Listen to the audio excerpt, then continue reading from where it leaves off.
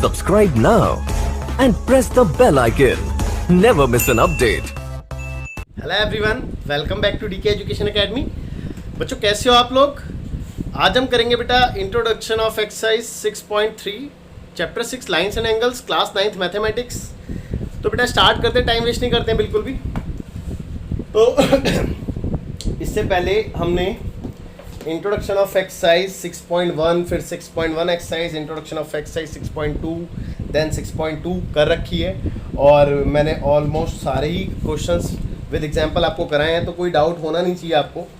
But फिर भी in case कोई डाउट हो तो प्लीज़ आप मेरे को कमेंट कीजिएगा, बताइएगा। तो आज का जो हमारा टॉपिक है वो है बेटा angle sum property of a triangle. The sum of angles of a triangle is 180 degree. यानी कि हमने आज थ्योरम डिस्कस करनी है 6.7। तो ये इंपॉर्टेंट थ्योरम है बेटा, है थ्योरम 6.7। देखिए कहता है कि the sum of the angles, the sum of the angles of a triangle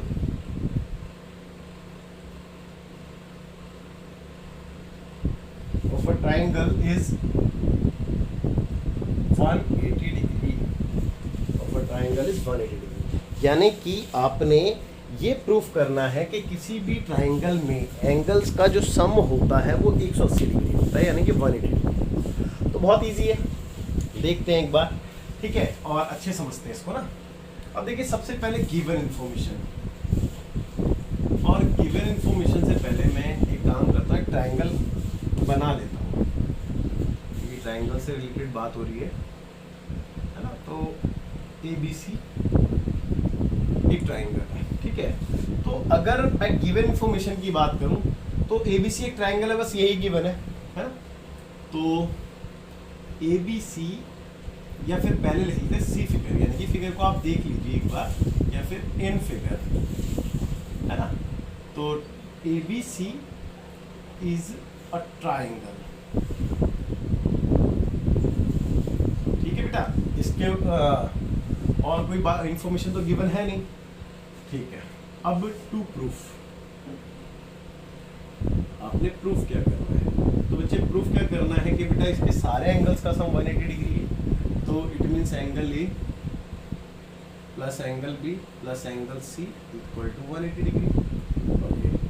अब अगर कोई कंस्ट्रक्शन की है तो, फिलहाल अभी तक तो नहीं की, लेकिन मैं करने जा रहा हूँ। अगर इसको प्रूफ करना है तो कंस्ट्रक्शन करनी पड़ेगी। तो भैया मैंने एक लाइन ड्रॉ की है, ठीक है, और इस लाइन का नाम मैं XY दे देता हूँ, ठीक है।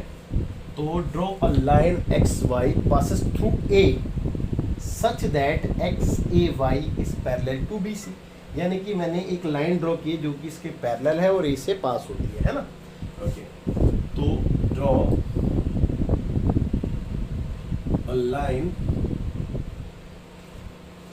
XY passes through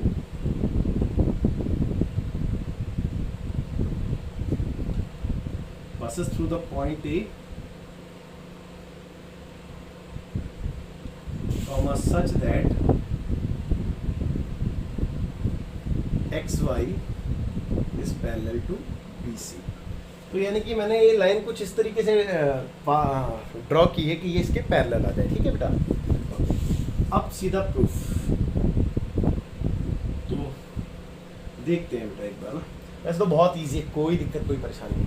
देखो हमें ये नहीं पता अभी तक कि ट्राइंगल का सम 180 डिग्री होता है, ये तो हम प्रूफ कर रहे हैं, है ना। अभी तक हमें नहीं पता है ये बात, तो इस बात को हम प्रूफ करेंगे। और लेकिन हमें ये तो पता है ना कि किसी भी लाइन पे जो एंगल्स बनते हैं वो कितने भी बने, चाहे 1 2 3, सबका सम 180 डिग्री होता है, ये तो पता है ना हमें। तो XY एक लाइन है, यहाँ पे 3 एंगल बनते हैं, आप देख सकते हैं 1 2 3, तो तीनों का सम 180 डिग्री होगा, ये बात तो हम जानते हैं। तो बस इसी रिजल्ट का हम यूज़ करने वाले हैं ना इसमें। ओके, तो देखते हैं बेटा। ओके, एक काम करता हूँ मैं, फिलहाल है ना इनको नेमिंग कर देता हूँ। ये एंगल 1 2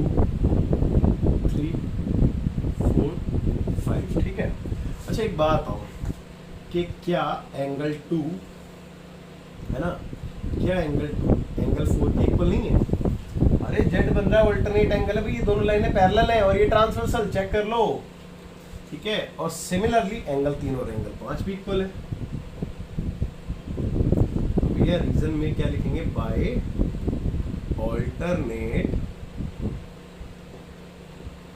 इंटीरियर एंगल्स।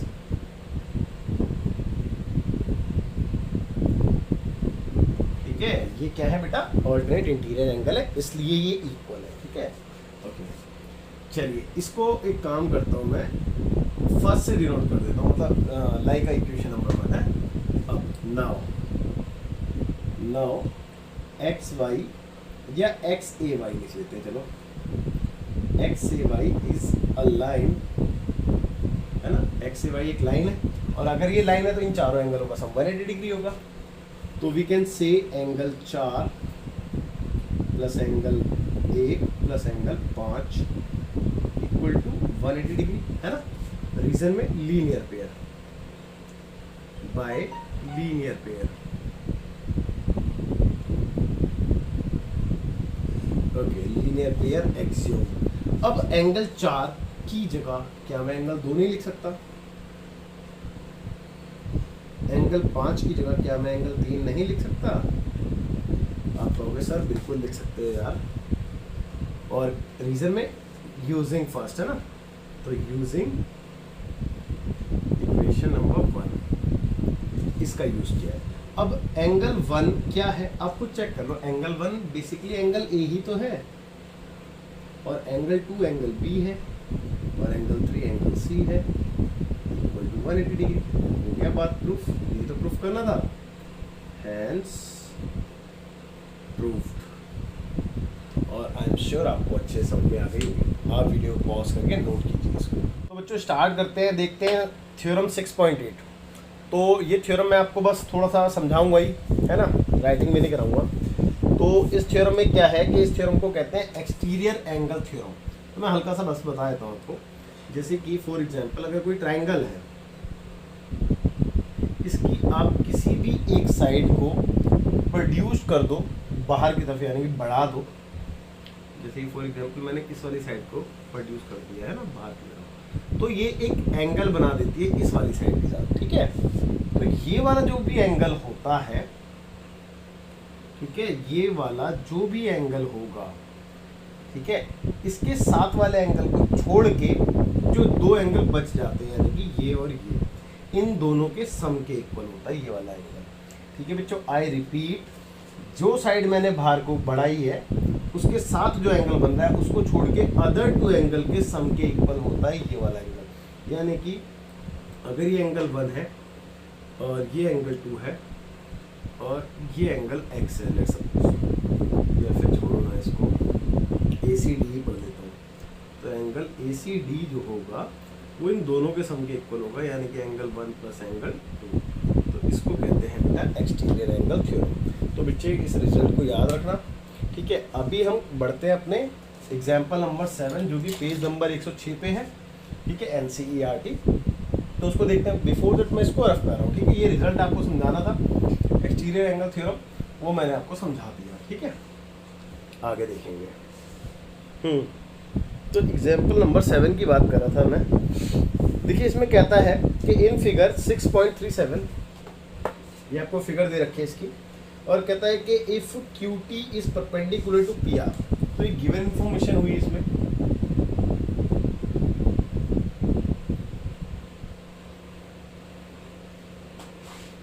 तो सबसे पहली इंफॉर्मेशन है QT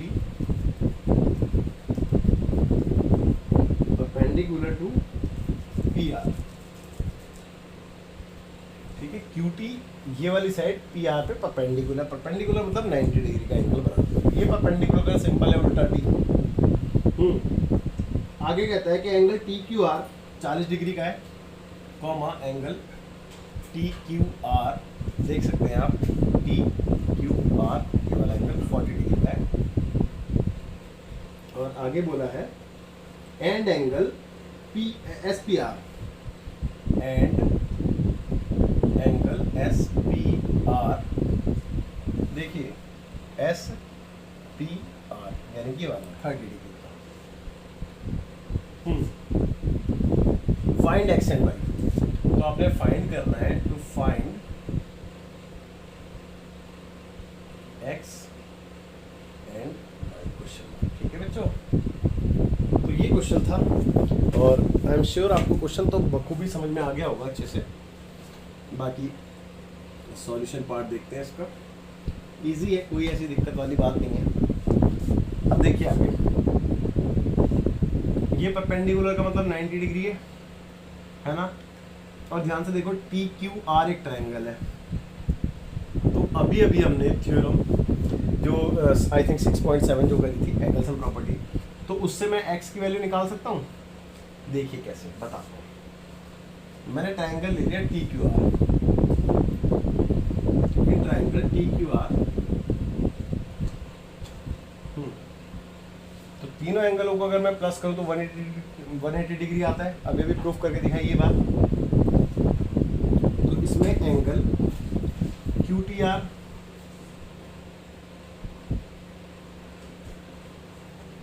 plus T Q are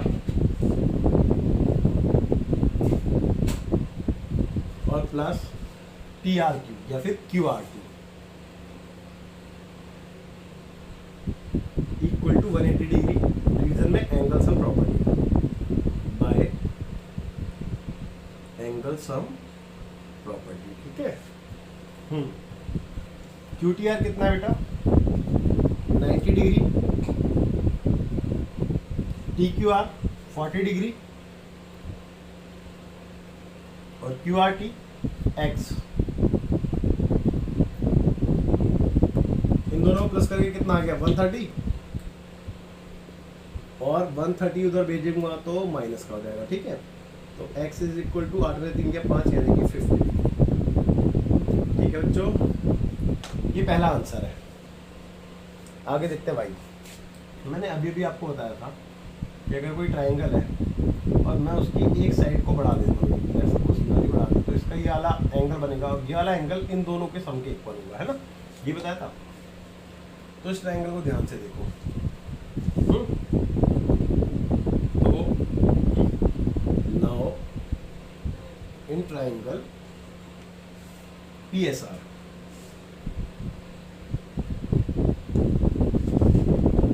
तो PSR में ये वाली साइड बढ़ा रखी है बेटा, देख लो। तो यहाँ पे y था, यहाँ पे 30 था और यहाँ पे x था।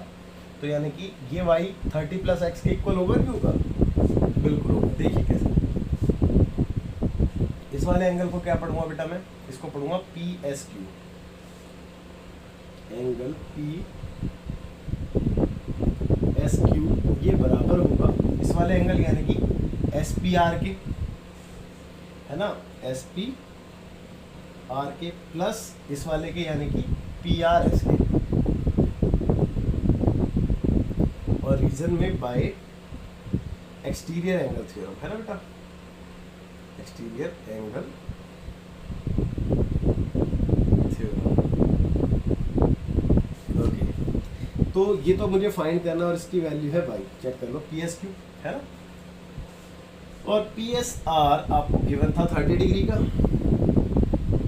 और PRS यानी कि x और x की वैल्यू आपने फाइंड करी है 50 डिग्री, है ना। 50 डिग्री है या नहीं है? Okay, so y is equal to 5 3 8 80 degree. अब भाई अच्छा, वैसे y निकालने के और भी बहुत सारे तरीके थे, अगर आप देखना चाहो तो देख सकते हो। जैसे कि फॉर एग्जांपल ये 90 है तो इस तरफ वाला भी 90 होगा।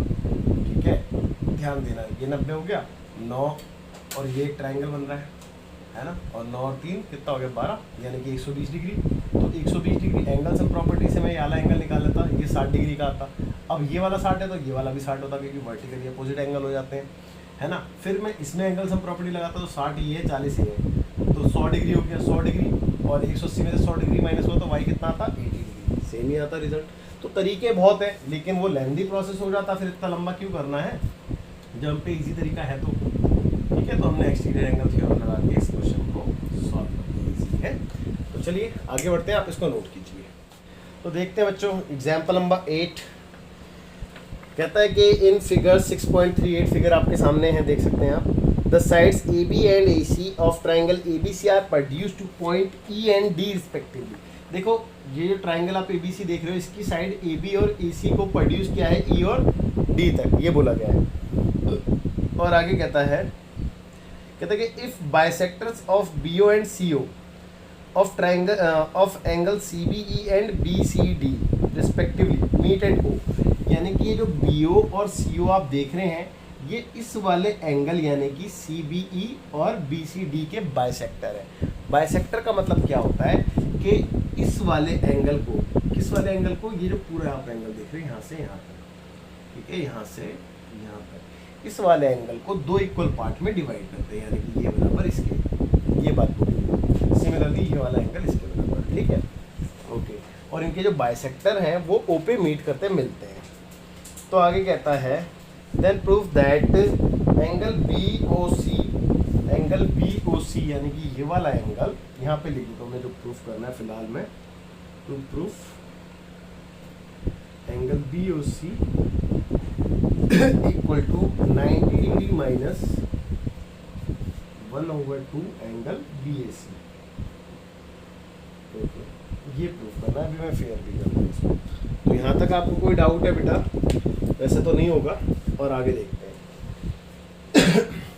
तो फिलहाल गिवन इन्फॉर्मेशन लिख लें, और हाँ बेटा इसमें स्टार मार्क कर लेना, ये इंपॉर्टेंट क्वेश्चन है, काफ़ी अच्छा क्वेश्चन है एग्जाम के पॉइंट ऑफ व्यू से। तो इन फिगर जो गिवन इन्फॉर्मेशन है कि भाई बी और सी ओ जो है वो बाइसेक्टर है, ये सबसे ज़्यादा इंपॉर्टेंट इन्फॉर्मेशन है। तो हम लिखेंगे B O and C O are the bisectors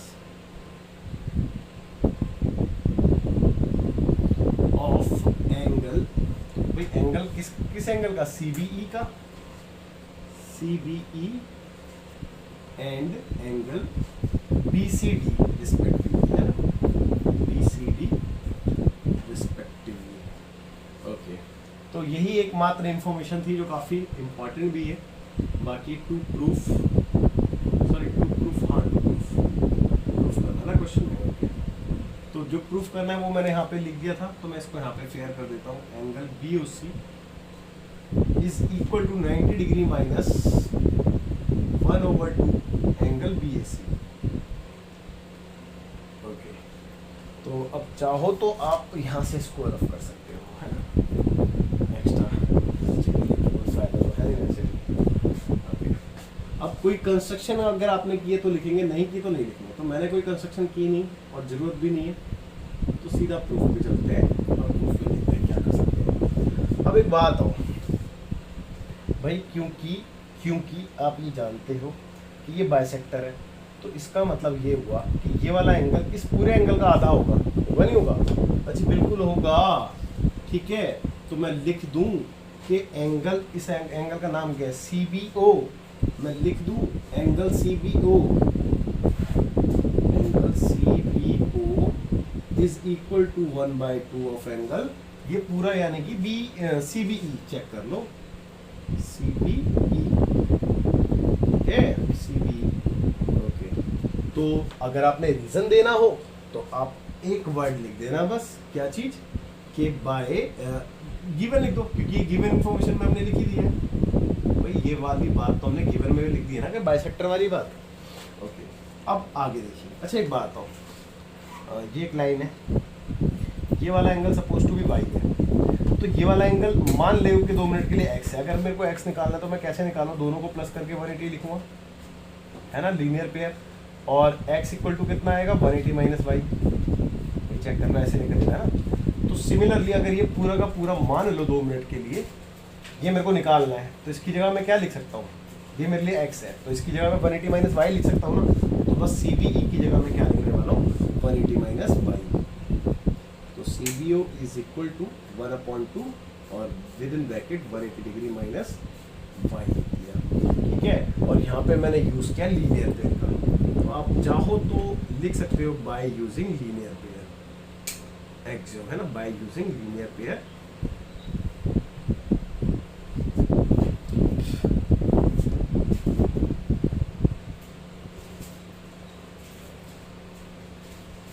ठीक है, by using linear pair. So angle CBO is equal to भाई विद इन ब्रैकेट, अगर मैं ब्रैकेट ओपन करूँ तो इससे मल्टीप्लाई होगा और ये इससे भी मल्टीप्लाई होगा। अब इसको इक्वेशन नंबर 1 मान लेते हैं। अच्छा एक बात हो, ये जो प्रोसेस मैंने यहाँ पे किया है यही सेम प्रोसेस यहाँ के लिए भी हो सकता है। तो मैं सिमिलरली वर्ड लिख के डायरेक्ट ना लिख दूँ भाई, देखो डायरेक्ट इस एंगल की जगह मैं क्या लिखूंगा कि this angle is equal to 90 degree minus 1/2 of angle Z, यही तो लिखूंगा। तो मैं डायरेक्टली लिख देता हूँ सिमिलरली वर्ड लिख के, ये सेम काम करना पड़ेगा। तो सिमिलरली एंगल, इस एंगल का नाम क्या है OCB या फिर BCO। तो BCO is equal to 90 degree minus 1/2 angle Z, और ये इक्वेशन नंबर 2 है। भाई मेरे को नहीं लगता कि मेरे को ये पूरा का पूरा एज इट इज करके दिखाने की जरूरत है, क्योंकि बिल्कुल सेम रीजन है, सब कुछ पूरी कहानी सेम ही है। तो इसीलिए मैंने खाली सिमिलरली वर्ड लिख के एज इट इज डायरेक्ट लिख दिया। ठीक है, चलिए अब आगे चलते हैं। अब वैसे तो मेरा काम बहुत आसान हो चुका है। अब आगे की अगर मैं बात करूँ तो BOC जो मेरे को प्रूफ करना वो ये वाला एंगल है। तो इस एंगल को लेने के लिए मेरे को इस ट्राइंगल में काम करना पड़ेगा। तो मैं इस ट्राइंगल में आता हूँ। तो इन ट्राइंगल में इसका नाम क्या है BOC। तो एंगल सम प्रॉपर्टी लगा लें इसमें। तो एंगल सम प्रॉपर्टी के अकॉर्डिंग यानी कि इस वाले एंगल को क्या पढ़ेंगे OBC, एंगल OBC, और प्लस इस वाले को क्या पढ़ेंगे BCO, और इसको क्या पढ़ेंगे BOC। चेक कर लो, है ना। BOC is equal to 180 degree, reason में बाय लीनियर पेयर,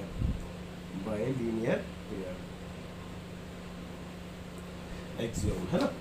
ओके, तो OBC कितना है बेटा, OBC यानी कि ये वाला एंगल और ये वाला एंगल मैंने फाइंड किया है। देखो ये रहा ना OBC या CBO, बात एक ही है ना, है ना। ये रहा OBC, है ना, यहाँ पे इक्वेशन नंबर 1। ठीक है, OBC या फिर CBO, बात एक ही, उससे कोई फर्क नहीं पड़ता, OBC CBO। ठीक है, तो इसकी जगह मैंने लिख दिया 90 degree minus 1/2 of y। BCO भी ये रहा BCO, है ना, कितना है 90 डिग्री माइनस 1/2 एंगल Z। ठीक है, ओके। आफ्टर दैट ये रह गया BOC, तो angle BOC equal to 180 degree. अच्छा यहाँ पे मैं रीज़न लिखना चाहूँगा भाई, मैंने यहाँ पे इक्वेशन नंबर 1 और 2 का यूज़ किया है, तो मैं यहाँ पे लिख देता हूँ यूजिंग इक्वेशन नंबर 1 एंड 2। ठीक है, और बेटा रीज़न आप भी ध्यान रखें कि ज्योमेट्री में रीज़न थोड़ा सा मस्ट हो जाता है, कंपलसरी हो जाता है। अब देखो एक बात हो भाई, ये 90 और ये 90 मिलके ये हो गया 180 डिग्री, चेक कर लो। और यहाँ से -1/2 और यहाँ से -1/2, तो इसका मैंने -1/2 कॉमन ले लिया, तो अंदर रह गया y प्लस Z। भाई यही तो बचेगा। ओके, और साथ में एंगल प्लस में BOC और इक्वल टू में 180। अब क्योंकि 180 से 180 कट गया, देखो ना, ये प्लस का उधर जाएगा, माइनस का हो जाएगा, माइनस से प्लस कट जाएगा, है ना।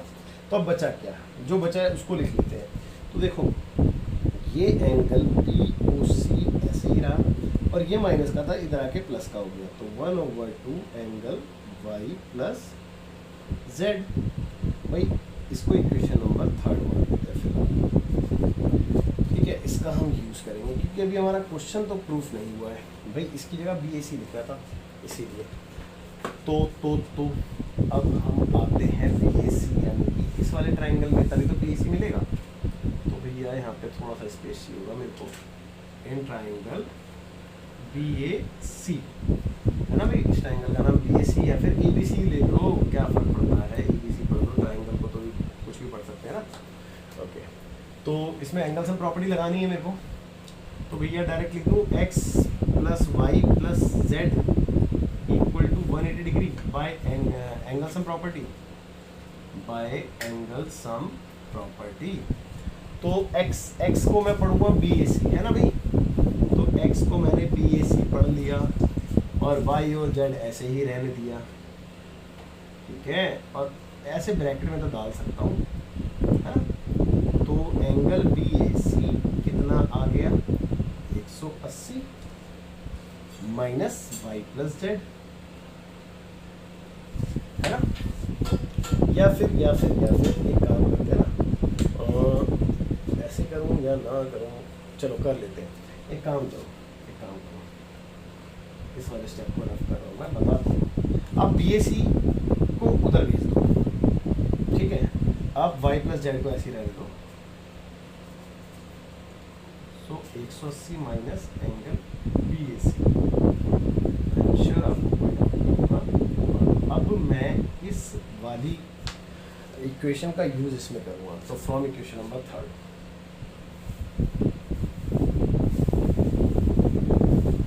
में आ गया, और y प्लस जेड की जगह ये वाली वैल्यू पुट कर रहा हूँ। y प्लस जेड की वैल्यू है नहीं, तो देखो इक्वेशन नंबर 3 में BOC तो ऐसे ही रहा, और 1/2 भी ऐसे ही रहा, आप देख सकते हैं। और within bracket y plus Z की वैल्यू मैंने यहाँ से डाल दी, जो कि है 180 माइनस BAC। अब मैंने इसको ब्रैकेट को ओपन कर दिया, तो BOC इक्वल टू, देखो जब ये इससे कटेगा तो 90 आ जाएगा, है ना, जब ये इससे इंटू होगा तो 1/2 एंगल BAC रह जाएगा, क्योंकि ये कट नहीं सकता। और आप चेक करो, प्रूफ हो गया भाई।